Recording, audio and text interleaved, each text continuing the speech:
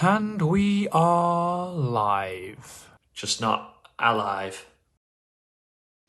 Not the cheeriest way to start, Chris. Sorry, I think Tom's starting to rub off on me.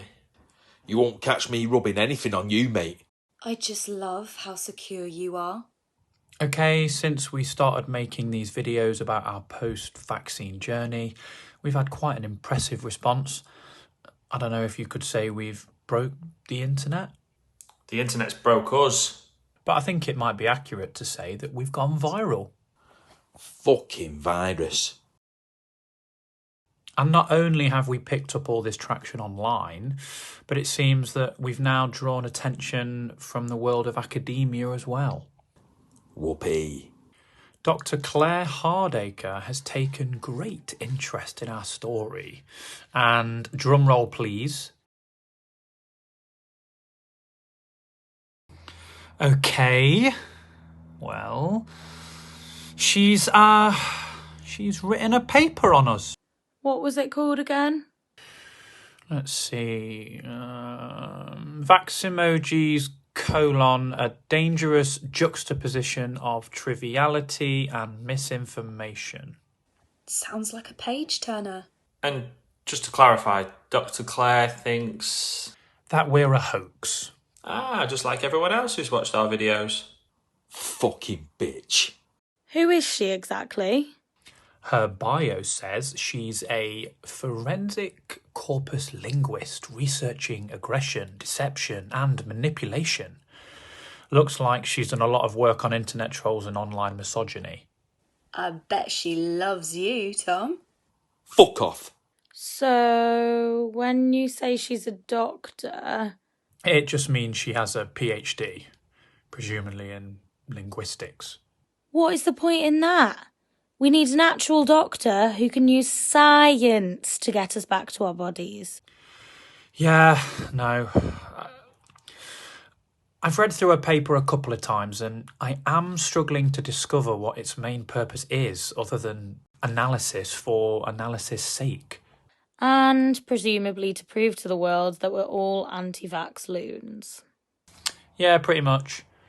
Anyway, I'm not going to read the whole thing out, but I've earmarked a couple of extracts I thought were particularly interesting. This one's from near the top, where she's describing our channel for those who haven't seen it. The 6 constructs, I think she means us, claim that their COVID-19 vaccines have transmuted them into emoji avatar forms. This in itself is perhaps reflective of the writer's lack of research, as the forms they embody are not in fact emojis, but animojis, exclusive to Apple's iOS keyboard. Fuck off. Did anyone know that we weren't actually emojis? I'd never thought about it. I'm sure there's an emoji that looks just like me. Same. I mean, there's an emoji movie and you're in that. There you go. Patrick Stewart plays you, I think. Good knowledge. I always forget you're a closet movie buff. I thought this observation about animojis could potentially be of interest.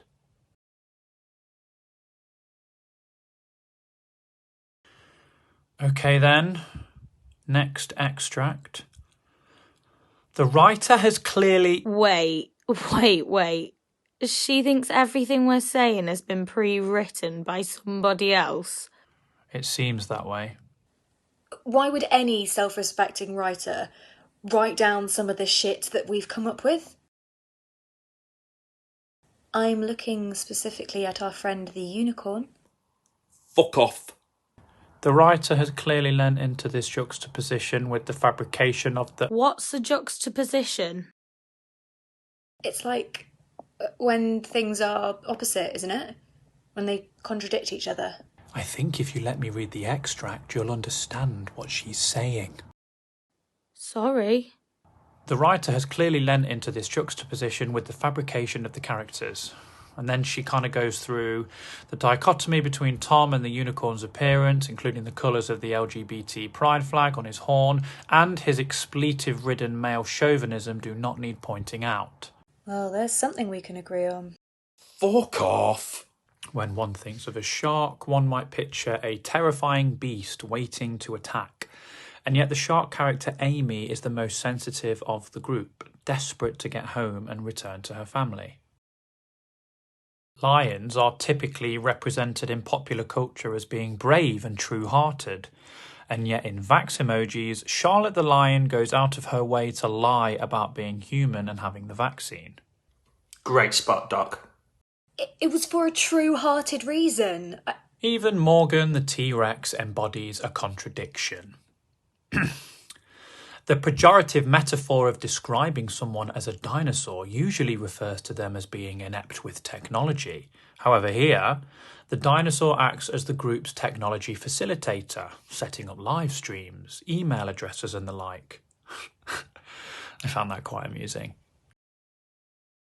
Chris, the heap of feces, remains the oddity. What contradictions are we expected to notice in the manifestations of his character? Ooh, feces. You're going up in the world. He's a pile of shit. I agree with Dr. Claire on this. I do often feel like the odd one out. I mean, it's interesting, isn't it, how you all got to be animals, and I'm, as Tom says, a pile of shit. Feces. Are we saying a unicorn is an animal? Well, I'm not a fucking plant. There you go. And then there's the Skull, who, as yet, has contributed no real discourse, but simply works to unnerve the characters around him or her through minute non-verbal communication. It would be my prediction that the writer intends to reveal the identity of the Skull in the final instalment of the series, presumably in a way which consolidates their anti-vax agenda, for example, suggesting that the vaccine has placed the characters in a state of purgatory.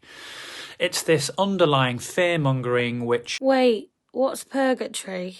It's like the waiting room before you go to heaven or hell, I think. What? I've not heard of this. Oh, don't worry about it. Could this be purgatory that we're in right now?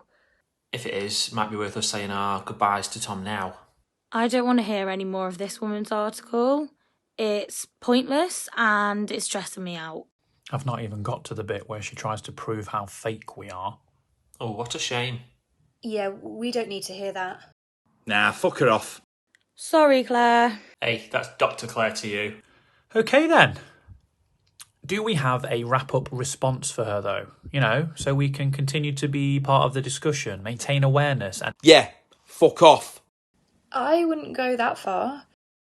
All I would say is that if she took the time to get to know us, she'd probably see we weren't fake.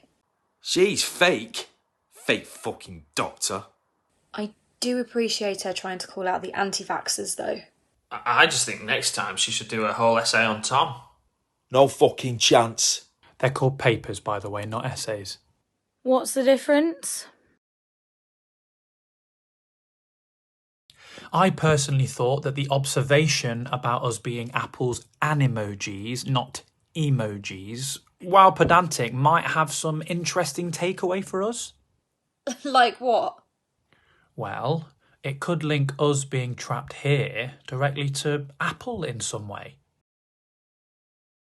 Out of interest, do we all have an iPhone? I do. Yep. I do. Charlotte? My work phone's an iPhone. Ooh, work phone. Did you have it on you when you had your second jab? I can't remember. So, you did have your second jab then? Fucking lying scumbag. Let's not get into this again. We should talk about the emails. I said in our last video I was setting up an email inbox, vaximojis@gmail.com. Well, we have had a number of emails come through already, which is, well, I'd say it's positive to see, but They're essentially all full of hatred, right? not all. But the ones from our families are pretty disparaging, yeah. Particularly Amy's. Well, we all know why that is, don't we? Can we not? Let's just say that revealing her bra size last time did less to convince Amy's parents of our authenticity and more to convince them that We are, as predicted, a bunch of sick fucks. Which, in one of our cases, might not be an unfair description. Fuck off. apparently online trolls, which is what they think we are, could have worked out Amy's bra size just by stalking her on social media. Again, why are we still talking about Amy's breasts? Sorry, yes. On a related and, well, more positive note, that is to say potentially positive, Fucking hell, Morgan, spit it out. we have had an email with a potential offer of help. No shit. You didn't say? Well, I didn't know how to bring it up. It's a bit... yeah. I'm not sure how it's going to go down, really. Oh, God. Go on. Well, I can probably guess. There's this guy who's emailed us called Max Gilardi. He says that he believes us. You know, that the vaccine has turned us into animojis. And not only does he believe us, his dad is high up in Microsoft, which I've double-checked and appears to be true. Is it bad that I don't believe he believes us? He says he will get his dad to escalate our issue to his higher-ups for us. If... Wait, I thought you said this was an Apple thing. well, maybe. And this guy works for Microsoft. At this point, I don't think we can afford to be picky, Amy. Anyway, the only thing is, this Max wants... do you guys know what a brony is? No? Oh, God. Aren't they those weirdos that get off on My Little Pony? What? Fucking freaks. I don't think they get off on it as such. From what I can tell, a lot of them are just adult men who think the storytelling in My Little Pony is really good. Yeah, sure. But, Max Gilardi gets off on it, I think. Why? What's he said? He wants... oh, I don't know why I've read this now. I know what you're going to say. What? This could be our key to getting out of here. What's he want? He wants... oh, let me read it. I will happily pass your story and videos on to my father with the utmost urgency.